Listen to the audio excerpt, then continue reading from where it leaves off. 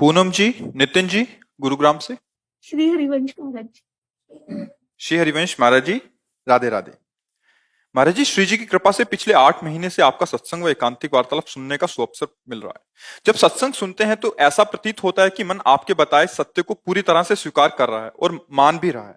किंतु फिर जैसे ही सांसारिक क्रियाएं घर और ऑफिस में काम करते हैं तो मन पुनः संसार की ओर सत्य मांगने लगता है। ये संसार मिथ्या होते हुए भी ये सत्य प्रतीत होता है। फिर सत्संग सुनने पर भी मन पूरी तरह से हरि शरणम भाव में नहीं आ पाता। मार्गदर्शन करें महाराज जी कि कैसे अभ्यास। पूर्ण शरणागति देखो, हो। अभ्यास भगवान ने कहा है, अभ्यास योग युक्तेन चेतसा नान्यगामिना।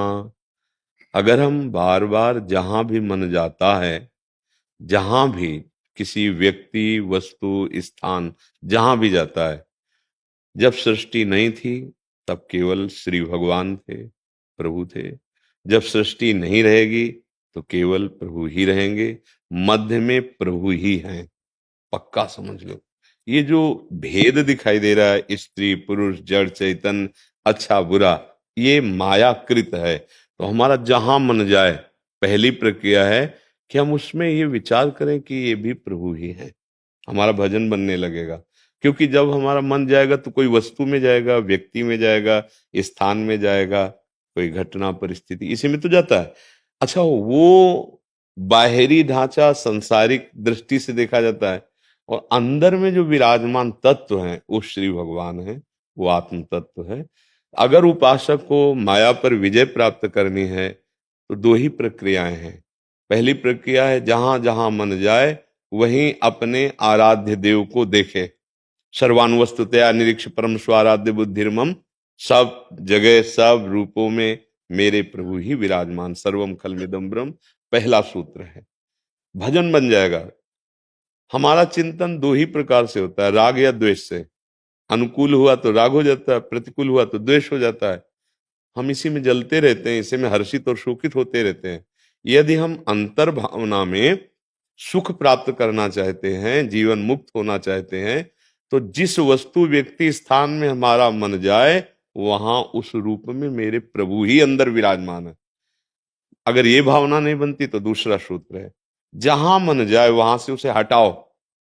मन का एक स्वभाव है, जैसे आप जान गए कि मन चला गया, वो तुरंत आ जाएगा, उसको बुलाना नहीं पड़ता, तुरंत आ जाएगा। जैसे आप नाम जप करो तुरंत आए, और जहां आप नाम जप में एकाग्र होना चाहे फिर खसक जाएगा। तो बार बार मन जहां जाता है वहां से हटाकर अपने लक्ष्य में लगाना, या बार बार जहां मन जाता है वो अपने प्रभु को देखना। इन दो अभ्यासों से हमारा मन धीरे धीरे धीरे, देखो पहले बिल्कुल भजन नहीं करते थे, अब कुछ मिनट लगने लगा, फिर वो अपनी गलती बर्दाश्त नहीं होती अब कि मन जाता है, तभी तो प्रश्न बनता है तब कितना अच्छा हो रहा है। जन्म जन्मांतरों का विषय मन, अब देखो कितना अच्छा हो रहा है कि मन की दो वृत्तियां हैं, जैसे बुद्धि की सुमति और कुमति, ऐसे इसका है असत और सत। देखो सत कितना बलवान बन रहा है, मन का हिस्सा वही आपको कमी पकड़ा रहा है कि बार बार जा रहा है, और उसी में ग्लानि पैदा हो रही, मतलब दवा काम कर रही है। एक दिन मन ये पूर्ण रूप से भगवान में स्थित हो जाएगा, हमें बिल्कुल चिंता नहीं करनी, क्योंकि मन भगवान ही है। इंद्रियाणाम मनश्चास्मि। जहां जहां गंदी वृत्तियों में गया है इसलिए वो मलिन हो गया है। अब उसको निर्मल करने के लिए भगवान का नाम, भगवान की लीला कथा, भगवान के भक्तों का संग, अब दवा चालू है, हमें विचलित नहीं होना। तो अभ्यास योग युक्तेन चेतसा नान्यगामिना। अगर हम अभ्यास योग में आ जाएं तो धीरे धीरे हमारा चित्त कहीं जाएगा ही नहीं। चित्त तब तक जाता है जब तक उससे यहाँ सुख नहीं मिलता। अच्छा, सुख नहीं मिला इसलिए बाहर भाग रहा है। निज सुख बिन मन होई की थीरा। अब उसे बाहर आज तक हम कभी रोक नहीं पाए किसी सुख में। देख लो, बहुत जन्म हुए या इसी जन्म में देख लो, किसी सुख को प्राप्त करने के बाद यदि मन ऐसा बोला हो कि अब कछ नाथ न चाहे मोरे, तो बोलो नहीं। इसका मतलब है मन जो सुख चाह रहा है वो यहां नहीं है, वो निज सुख, वो आत्म सुख है, वो भगवत सुख है। बिल्कुल शांत मन हो जाता है। इसलिए आप चिंता न करें, नाम जप करते रहे, सत्संग सुनते रहे, अच्छे आचरण, जहां हमारा मन जा रहा है वहां से हटा के नाम रूप लीला धाम में लगाना, या वहीं भगवान की भावना कर लेना। तो इससे हमारा भजन परिपक्व होता चला जाएगा। और भजन परिपक्व का मतलब है संसार का चिंतन ही छूट जाना। क्रियाएं सब होती है, वो निष्काम भाव से जो कर्म करता है वो भगवद अर्पित करता है। जो ज्ञानी होता है उसके द्वारा जो होता है वो कर्ता भाव में नहीं रहता, प्रकृति प्रकृति में बढ़े। गुणानुगुण वर्तनते मनुष्या पार्थ सर्वसा, वो आगे समझ में आएगा।